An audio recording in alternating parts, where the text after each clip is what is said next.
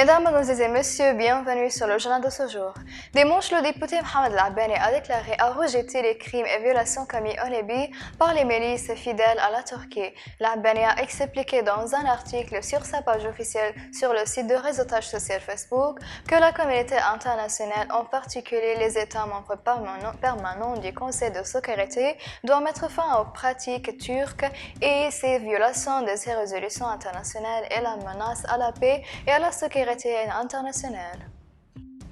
Le porte-parole officiel du commandement général des forces armées, le général de division Ahmed El-Masmari, a déclaré que l'invasion turque en Libye vise la région arabe. Elle a ajouté lors d'une interview à la presse via Skype que toute la ville de Tripoli et de la Libye souffre d'un manque de liquidité dans les banques, mais au début de 2019, Sarraj a ordonné à la Banque centrale de Libye de débourser de 4 milliards de dinars libyens en faveur des milices et elles ont été transportées par des voitures armées et de distribuer aux milices, ajoutant environ 12 milliards de dinars libyens que Sarraj a dépensés pour les milices. Concernant les revenus pétroliers libyens, il a déclaré « Nous ne contrôlons pas le pétrole et aucun militaire n'est autorisé à pénétrer dans les installations libyennes, mais l'armée libyenne a dilué sa pleine capacité pour le protéger ».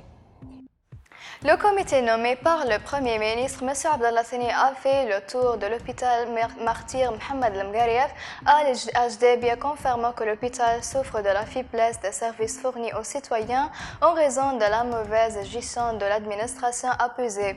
Dans son rapport, le comité a indiqué qu'il avait été constaté qu'il était complètement malade à l'hôpital et qu'il ne respectait pas les mesures de sécurité en termes de prévention des infections et d'énergie et d'hygiène. Le comité a noté que le personnel médical n'était pas présent dans tous les services de l'hôpital, à l'exception de 2 médecins. Dans son rapport, la commission a indiqué le mauvais état des entrepôts, la faible capacité de stockage, l'insuffisance de stockage, l'absence de conditions de sécurité pour les travailleurs en raison de panne d'éclairage et la présence de 2 réfrigérateurs domestiques pour stocker les médicaments d'une manière qui ne correspondant pas au travail et aux exigences.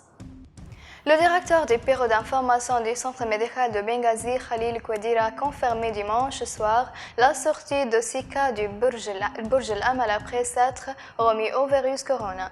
Kouedira a déclaré que parmi les cas, il y avait un cas provenant de la ville de Bari et le nombre de 5 cas de résidents de la ville de Benghazi, notant que le nombre de blessés présents dans la tour n'était que 3 cas confirmés, dont un Égyptien personne et au plus de 30 cas de suspension soumis à la pierre obligatoire.